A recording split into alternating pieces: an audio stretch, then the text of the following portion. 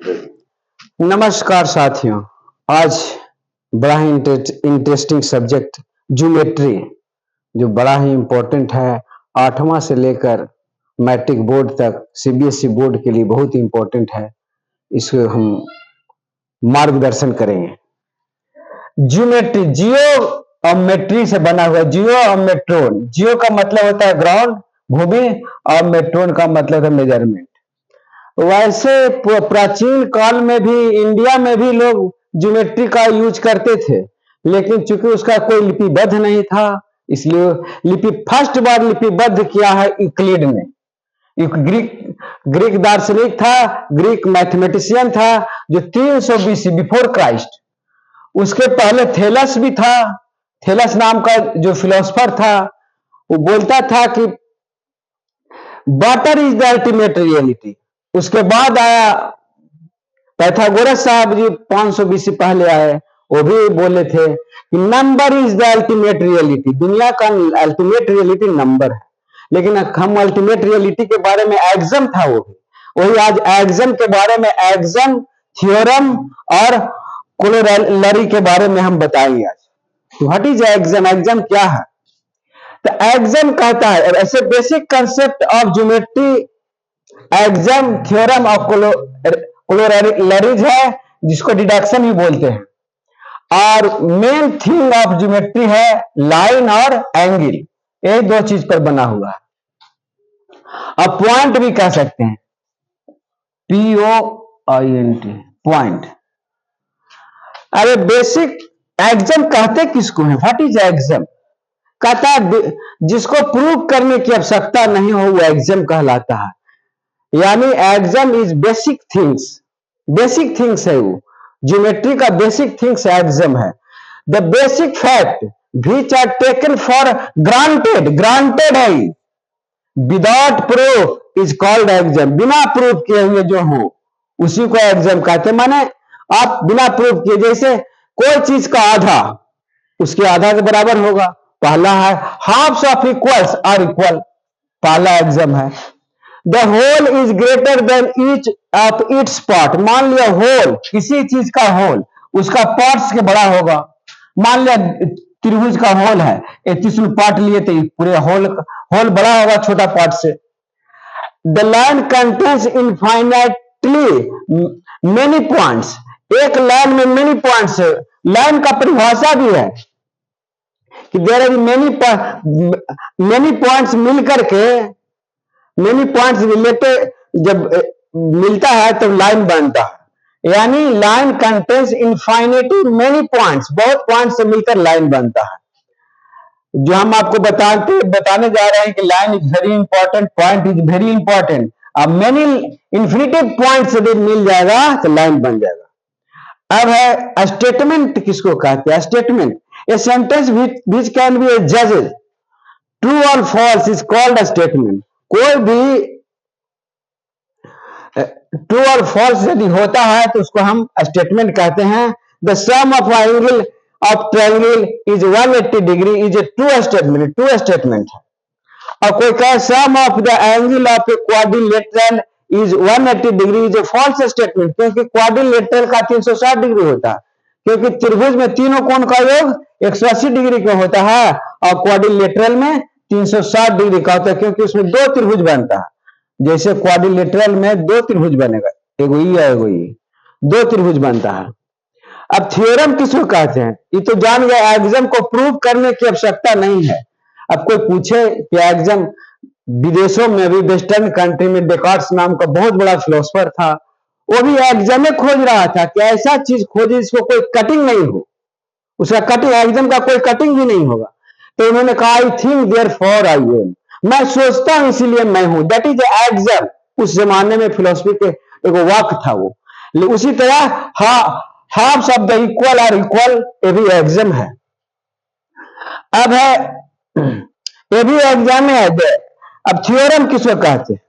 Theorem A statement that requires a proof. एक proof की आवश्यकता होगी। थ्योरम का माने एक प्रूफ की आवश्यकता होगा। Axiom there is no proof, without proof is called exam.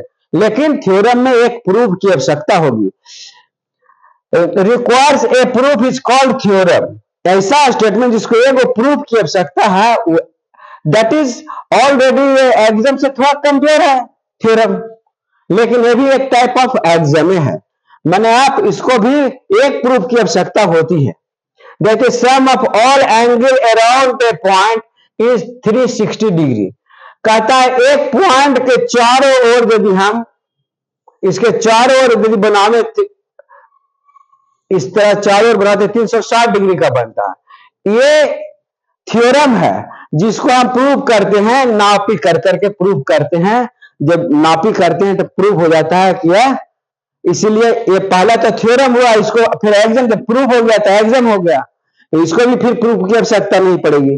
The sum of angle of a triangle 180 degree, इसको भी प्रूव करने की आवश्यकता पड़ती है। एक प्रूफ की आवश्यकता है कि एक त्रिभुज का तीनों कोनों का मान मिलकर के 180 डिग्री के बराबर होता है।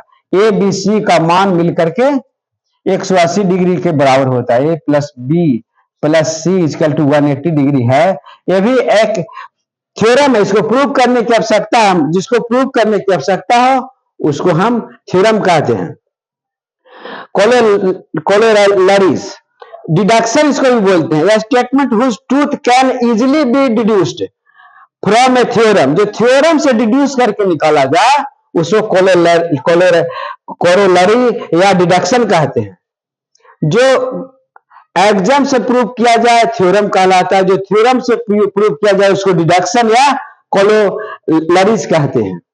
अब हम आते हैं कोलोलरीज यानी डिडक्शन, जो थ्योरम से ही प्रूफ होगा, वो उसका मेन स्ट्रक्चर वर्ड होगा थ्योरम, और थ्योरम का स्ट्रक्चर होगा एग्जाम। अब हम आगे बढ़ते हैं। इसमें टर्म है, some term related to geometry. पहला point, what is point? A point is exact location. Point किसको कहते हैं? जिसको एग्जैक्ट लोकेशन हम मिले खाली। There is no length and wide, जिसमें ना लंबाई हो ना चौड़ाई हो, ओनली एग्जैक्ट लोकेशन, एक डेफिनिट पॉइंट बतावे हैं, उसको हम पॉइंट कहते हैं। खाली पॉइंट बताया, दैट इज कॉल्ड, जैसे मान लें यहां पर दे दिया है point, there is no length and breadth, इसमें ना लंबाई हो ना चौड़ाई हो, that is called P is a point. P is a point. अब है लाइन। लाइन सेगमेंट किसको कहते हैं? The straight path between two points A and B is called line segment. और लाइन सेगमेंट में देखते हैं कि जो डिफिनिट है, ए टू बी करना है, ए से बी एकदम डिफिनिट है, ए और बी का नापी होगा, दैट इज लाइन सेगमेंट। ए और बी में नापी मान ले 2 centimetre, 2 centimetre is line segment. लेकिन दोनों बढ़ाने का, इंफिनिटी बढ़ाने का होगा तब वो लाइन हो जाएगा, वो लाइन सेगमेंट नहीं होगा। और रे किसको कहते हैं? रे जो एक और बढ़ाने का डायरेक्शन एक रे में बढ़े, a line segment A B when extend one direction indefinitely is a ray A B. रे ए बी कब कहलाएगा? जो एक और बढ़ाने का इंडिफिनिट टाइम, कौन तक बढ़ाया जा सकता है? एक और, लेकिन वन डायरेक्शन में, दैट इज कॉल्ड रे। जो किरण होता है वो एक ही डायरेक्शन में बढ़ता है, एक जगह फिक्स रहता है। जैसे ए पर फिक्स है, बी डायरेक्शन में कितना दूर तक बढ़ता है? इंफिनिटी तक ही बढ़ेगा, ई इंफिनिटी तक बढ़ेगा, दैट इज कॉल्ड रे। अब लाइन किसको कहते हैं? तो लाइन जो रहता है दोनों और इंफिनिटिवली बढ़ेगा। A line segment AB when extend indefinitely both direction is called line AB. Line AB जिसे A की ओर भी इधर बढ़ जाए, जहां तक इंफिनिटी बढ़ेगा, B की ओर भी बढ़ेगा, दैट इज लाइन सेगमेंट कहलाएगा, लाइन कहलाएगा। लाइन सेगमेंट, रे और लाइन में ही अंतर है, जान लीजिएगा। लाइन है दोनों ओर बढ़ाया जा सकता है, लाइन सेगमेंट है खाली मतलब डेफिनिट लाइन है। ए बी 2 सेंटीमीटर डिफिनिट है, that is line segment. Exam of on line. अब लाइन पर क्या एग्जाम है? कुछ ऐसा है लाइन पर जिसको हम प्रूव करने की आवश्यकता नहीं है। जैसे कोई एग्जाम बोलेगा तो आपको जानना है कि there is no proof at all, इसको प्रूव करने की आवश्यकता नहीं है, ऑलरेडी प्रूव्ड है। जैसे डेकार्ट्स बोला था ना, I think therefore I am, मैं सोचता हूं इसलिए मैं हूं, माने मेरा एग्जिस्टेंस थिंक पर है। उसी प्रकार ये भी एग्जाम है जो प्रूफ है। जैसे 2 और 2 4 होता है, 5 नहीं होता। 5 बतावेंगे हम कि 4 होता है कि नहीं होता है, that is not a, that is a exam, ये भी एग्जाम है। A line contains infinitely mainly point, a line में बहुत सा पॉइंट होता है, एक लाइन में बहुत सा पॉइंट मिलकर बनता है। तो लाइन का तो परिभाषा भी है कि many points meet then makes a line. जब मेनी पॉइंट्स एक जगह मिलता है तो एक लाइन बन जाता है। एक लाइन अनेक बिंदुओं से बना हुआ, there are many points makes a line. A line contains infinitely many points. You समझ गए? Through a given points, infinitely many lines can be drawn. Through एक पॉइंट दे दिया जाए तो इस पर अनथाई बहुत सा लाइन खींचा जा सकता है। एक पॉइंट P दे दिया जाए तो इस पर अनथाई बहुत सा लाइन खींचा जा सकता है। Many lines can be drawn, draw कर सकते हैं आप यदि एक पॉइंट दे दिया जाए। One and only one line can be drawn to pass through to give two given points A and B. यदि दो पॉइंट दिया जाए तो सिर्फ एक ही लाइन आप खींच सकते हैं। That is exam of A line है। तीन वो एग्जाम ऑफ ए लाइन, इसको याद रखना है। इसी प्रकार हम ज्योमेट्री में बढ़ते जाएंगे। बड़ा ही इजी, बड़ा ही आसान तरीका है ज्योमेट्री समझने का। लेकिन हाँ, आप एग्जाम को मतलब समझ जाइएगा, ये सदा सत्य है। जो सत्य है उसको प्रूव करने की आवश्यकता नहीं है, दैट इज कॉल्ड एग्जाम। जिसको एक प्रूव करने की आवश्यकता है दैट इज कॉल्ड थ्योरम, और जिसको थ्योरम से प्रूव करते हैं उसको डिडक्शन बोलते हैं या कोरोलरी बोलते हैं। यही जानना है। आज बेसिक थिंग्स मैंने बता दिया है, और बेसिक थिंग्स के बाद अगले दिन इसी एग्जाम, थ्योरम और कोरोलरी और डिडक्शन पर हम आगे बताएंगे। बड़ा ही आसान लगेगा, आप समझने का कोशिश करेंगे, नहीं समझने फिर बार बार हम इसको समझाएंगे। थैंक यू, धन्यवाद, धन्यवाद, धन्यवाद।